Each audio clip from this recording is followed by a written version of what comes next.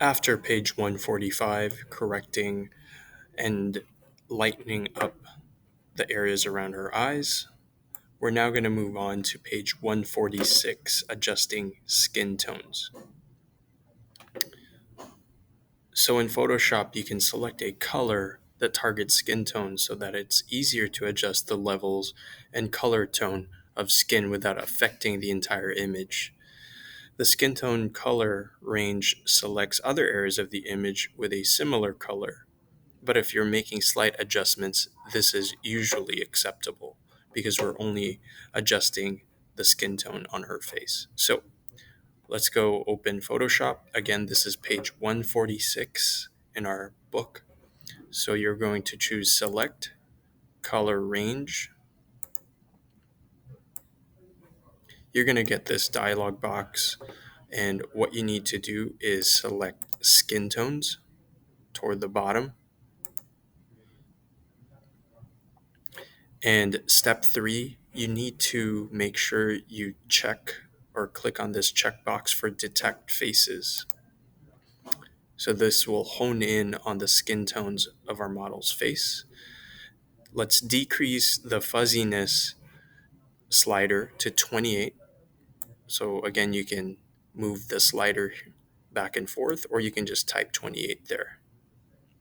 You're going to go ahead, click OK when you're done. And this creates a selection or the walking ants around our model's face. We're going to apply a curves adjustment layer on her. So let's go ahead and do that. Open your adjustments panel and click on the third button here called curves.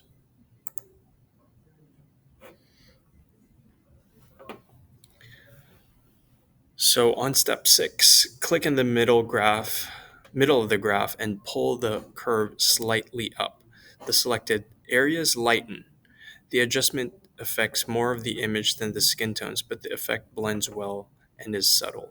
So usually there's another way to do it, but this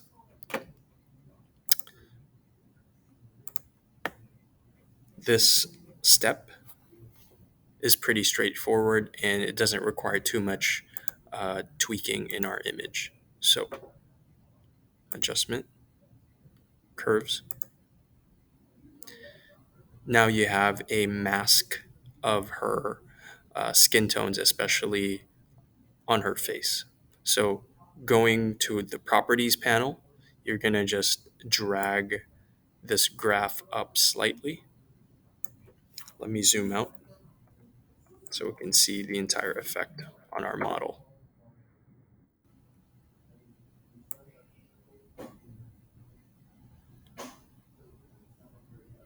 So yes, you can overdo it, but you don't want to do that. Just slightly, just a slight adjustment. And you can go to the history panel, or you can turn off this adjustment layer on and off just to kind of see the before and after.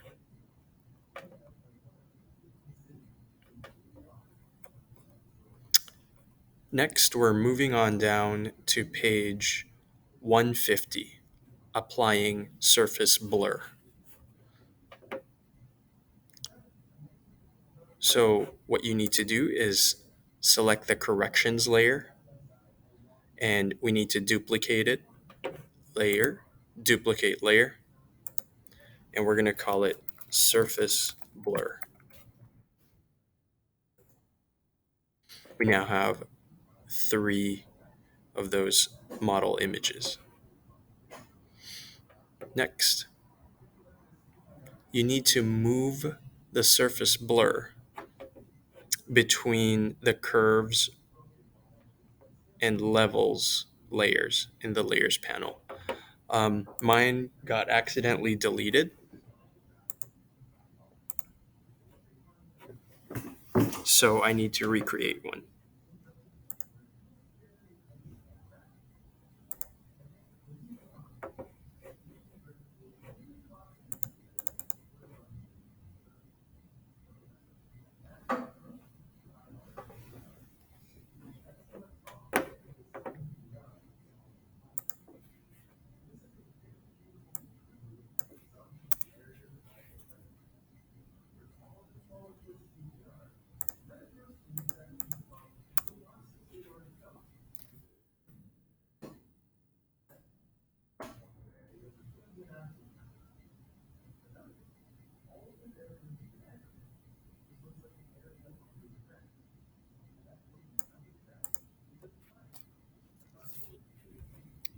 right.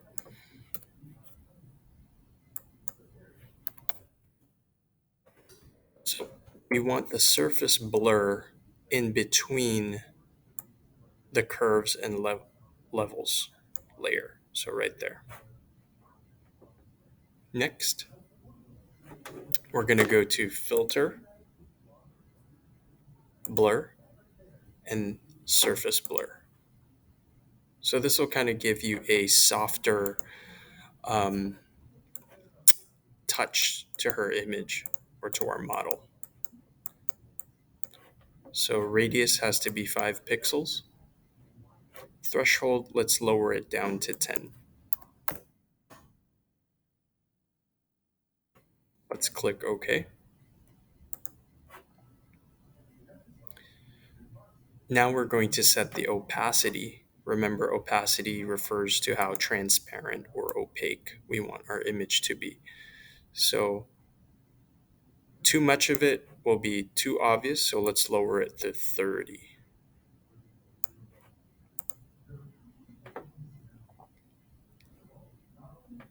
We're moving on down to page 151 now on step 6. We're going to use the eraser tool. So let's go ahead and select that. It's right above the paint bucket tool, eraser tool.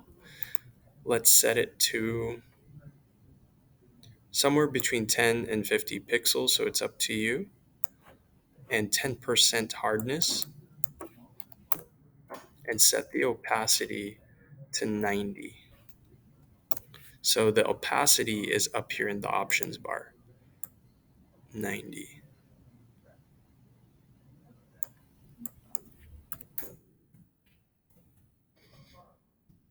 So step 7 states that you need to brush over the eyes, eyebrows, the defining lines of the nose, and the teeth.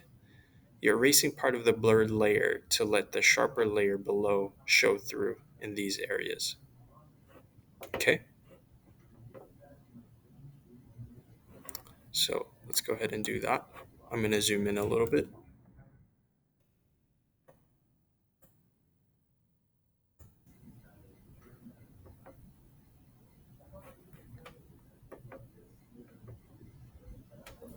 So we want to show the sharper areas underneath. So I'm brushing over her eyes, part of her nose,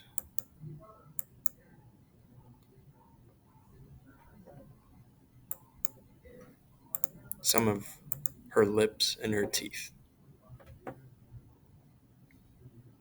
So I'm going to zoom out. It's not as blurry anymore. The last few steps is this: increase the brush size to 400 pixels and then lightly sweep across the background, the shirt and the hair to bring those areas back to their full sharpness. Now the model's face has the surface blur. So let's go ahead and just give the background a little bit of a brush there with our eraser tool.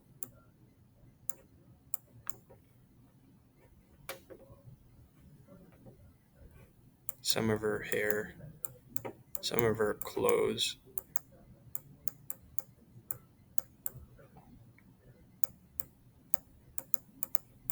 Go ahead and save your work.